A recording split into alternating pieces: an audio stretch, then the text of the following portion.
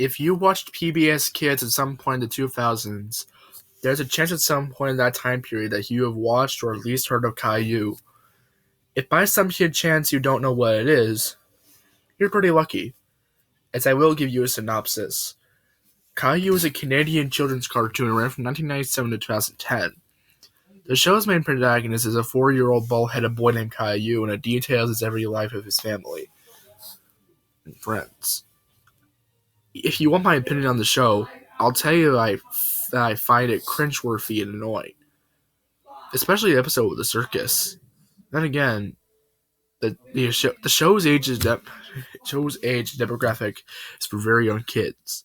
So, pretty much not meant for my age demographic in the first place. Despite this, there is something very strange of one of Caillou's family members. That character I'm referring to would be his younger sister, Rosie. What is strange about Rosie, you may ask? Well, fair enough, I'll tell you. It's her hair color, which is red, while the hair color of both her parents, Boris and Boris, are brown. Do you find that odd? Suspicious, maybe? If you're wondering, might that be? Well, after the experience I just had prior to writing this, there may be an answer from being hidden away. The evidence to Rosie's red hair comes from an unlisted episode from the series that somehow made its way to the Pirate Bay. The file's title went under the name of Caillou, Mommy's Secret, unofficial episode. When I originally came across this torrent by its name alone, I thought it could be something extremely rare, just some fan animation made by someone. I clicked the download button in my curiosity and opened up the AVI file. To my surprise, it wasn't a fan animation. It's the show's regular show play in the background, the one from the later series to be exact. The title card read Mommy's Secret, which shows Caillou's mother hugging a man with the same hair color as Rosie. He had a yellow jacket with a red shirt under the unzipped jacket, blue jeans, and black shoes. The episode started off with a review of Caillou's house as her grandmother narrated states, "It was just a regular morning at Caillou's house. Caillou was just about ready to head to preschool." Doris is then seen in the kitchen and she yelled for Caillou to come down. Caillou came down ready to go. She gave Caillou his lunch and then he drove off. She then dropped off Caillou at his preschool, telling him, "Have a good day at preschool, Caillou." As before she got back in her car, her cell phone rang. He answered it. The call went like this. "Oh, hello? Oh, Philip. How you doing? That's great to hear. When will you be over? Noon? Good. I'll be home around that time. Goodbye." As far as I can remember, there had been no character on the show in the name of Philip. The scene that cuts to the house, when Doris was making herself lunch. Her husband Boris is outside from the home, as he was at work. A knock on the door is heard. She went to check who was there. It was the same guy from the title card I had seen earlier. She welcomed the man, who was revealed to be Philip, and hugged him. Philip then asked Doris, "Well, ready to do it?" Doris responded with a yes as they made their way upstairs. I didn't know what the two were going to do until they made their way to the upstairs bedroom. That is when it showed Philip taking off his jacket and his shirt, becoming topless as a result. At that moment, I knew they were going to have an affair while Boris and Caillou were away. It was unclear where Rosie was at this time, most likely downstairs, in her room from my first assumptions. The scene then transferred to an office where Boris was working on some sort of document. The telephone beside the computer suddenly rang and Boris answered it.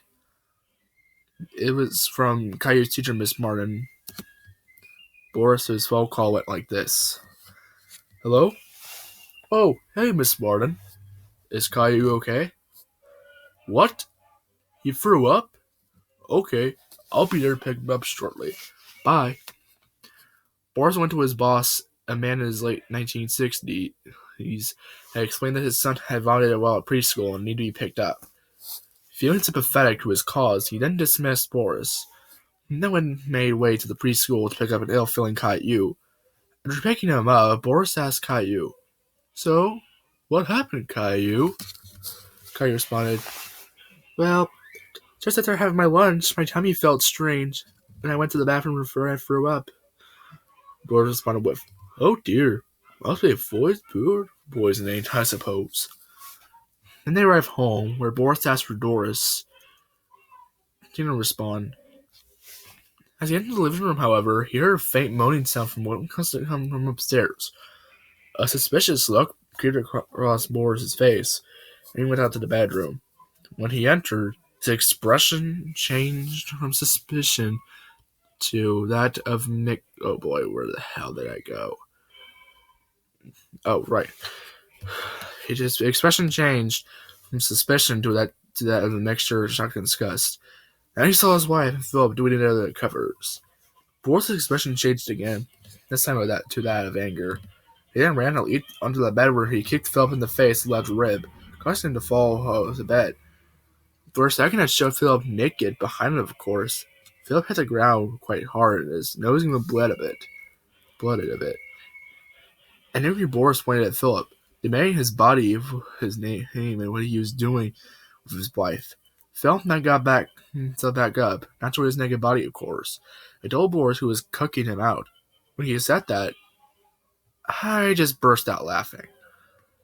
The two kept arguing for a few seconds, and when it then cut to Rosie's room, she was playing with some toys, and when she heard her dad and Philip arguing a few rooms down the hall, confused, she left her room and went to her parents' bedroom to see what was going on. She opened the door and saw her dad and a man she didn't know arguing. They both heard the door creak open and looked down at Rosie. Philip then smirked and told Boris, "You see, that so-called daughter of yours? Well, guess what? I'm the daddy. Does the haircut not prove so? You're pathetic." Boris then looked at his wife and asked her, "Is he right? Is he Rosie's real father?" Doris, who was still covered under the sheets and looking in panic, sighed and unwillingly responded, "Yes, I've been hanging him since Caillou was 1 year old.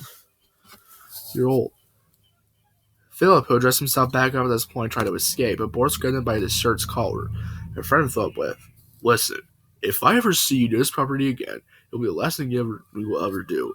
Let me tell you, what will happen to you afterwards won't be pretty. Understand? Now get out." Philip then ran out of the house. Boris then looked at his wife, who had remained still under the bed. He stated, "You know, Doris, I consider giving you a second chance for a moment. But after realizing you've been begging another man for the past 3 years, you've gone at least a million steps too far. I'm calling for a divorce lawyer." The scene that cut to the house at night, the narrator stated, "It had been weeks since Caillou's mommy and daddy had their divorce. As a result, mommy and Rosie had been kicked out by daddy. Daddy felt that Caillou needed a new mommy to replace her original one. Caillou meeting daddy's new girlfriend tonight. He was very excited." Boris was in the living room talking to Caillou. He told him, "Well, Caillou, after Mom and Rosie have left, we are having a new member in this house. My new girlfriend, Jenny. She's a fitness instructor I met at the gym about 2 weeks ago. Don't worry, she's a very nice lady. She gets along very well with children." A knock was then heard. Boris excitedly stated, "Oh, look, she's here." He opened the door to Jenny, a somewhat sexy-looking blonde-haired girl with pretty big cleavage, a green fitness tank top, and blue exercise pants. She hugged Caillou and then went to hug Boris. The funny thing about this part was what Jenny referred to her new boyfriend as sugar daddy, while Boris referred to her as sugar baby. Caillou then asked Jenny if she wanted to see his toys. She said yes, and then we went to the playroom. Caillou showed Jenny his toys. Jenny, who seemed to get really along really well with children, later Caillou. The shot then cuts to a window outside. Night had already fallen. Outside with Doris and Rosie. Doris glared at Caillou and Jenny playing with toys from the inside. She mutters the words, "Someday, someday, someday, I'll get you, Boris. I'll get Caillou back. Just you wait." The episode ended from there, as it was to the credits. After finishing the episode, difficult questions filled my mind. Had Doris been really dissatisfied with her husband to the point of cheating him just to get sex? How did Boris not come to the early suspicion of Rosie's hair color? There are many questions about this that I feel I'll never get an answer to, simply for the fact that there are zero answers.